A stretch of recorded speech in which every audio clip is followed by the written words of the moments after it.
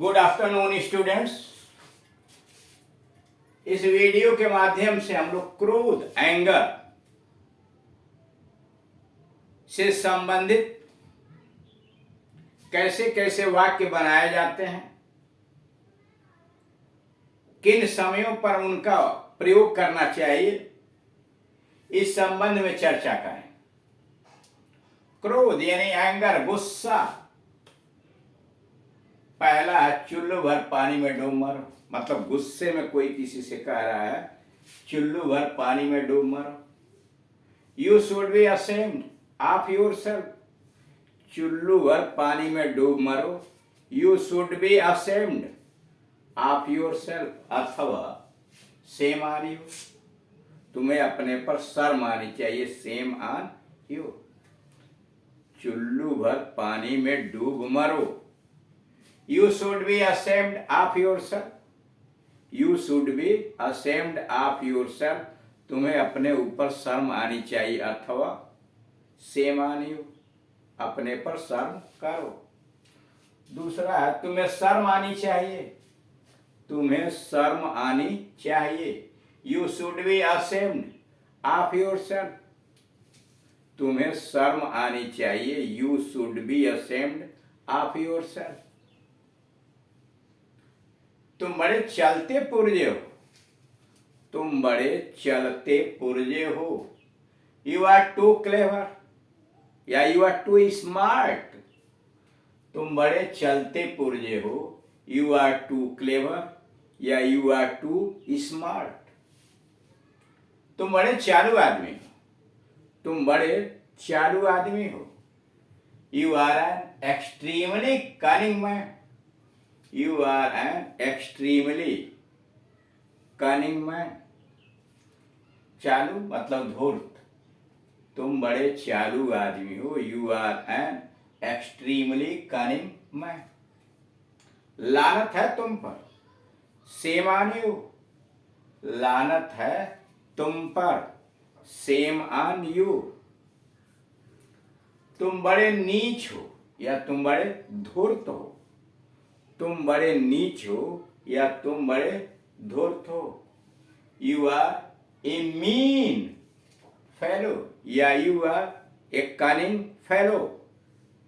तुम बड़े नीच हो या तुम बड़े धूर्त हो। You are a mean fellow या you are a cunning fellow. मैं तुम्हारी सूरत देखना नहीं चाहता। मैं तुम्हारी सूरत देखना नहीं चाहता। आई डोंट वांट, मैं नहीं चाहता। I don't want to see your face. मैं तुम्हारी सूरत देखना नहीं चाहता। I don't want to see your face. तुम्हारी सूरत देखना नहीं चाहता। I don't want to see your face. अथवा डोंट शो, दिखाना नहीं। Don't show your face again. दोबारा अपनी शक्ल मत दिखाना। Don't show your face again. फिर ध्यान दीजिएगा, मैं तुम्हारी सूरत देखना नहीं चाहता। I don't want to see your face. So your face, तुम्हारी सूरत, तुम्हारी शक्ल। I don't want to see your face. अथवा डोंट शो, दिखाना मत। Don't show your face again. बक बक मत करो। बक बक मत करो। Don't talk nonsense. बक बक मत करो। डोंट टॉक नॉनसेंस या स्टॉप यापिंग। Stop yapping. बक बक मत करो। डोंट टॉक नॉनसेंस या स्टॉप यापिंग। यह सब तुम्हारे कारण हुआ है। यह सब तुम्हारे कारण हुआ है। It's all because of you. यह सब तुम्हारे कारण हुआ है। It's all because of you. यह सब तुम्हारी करतूत है। यह सब तुम्हारी करतूत है। इट्स आर यू डूइंग, यह सब तुम्हारी करतूत है। It's are you doing. तुम इससे बच नहीं सकते, तुम इससे बच नहीं सकते। You can't get away, you can't get away like this, अथवा you can't escape from this. तुम इससे बच नहीं सकते। You can't get away like this, अथवा you can't escape from this. You can't escape from this. तुम्हें कभी माफ नहीं किया जा सकता, तुम्हें कभी माफ नहीं किया जा सकता।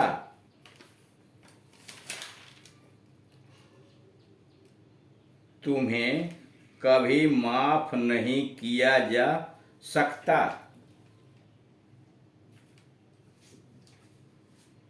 यू डोंट डिजर्व फॉरगिवनेस, तुम्हें कभी माफ नहीं किया जा सकता। You don't deserve forgiveness, forgiveness क्षमा। तुम्हें कभी माफ नहीं किया जा सकता।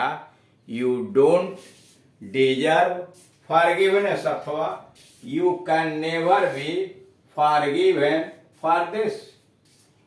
You can never be forgiven for this.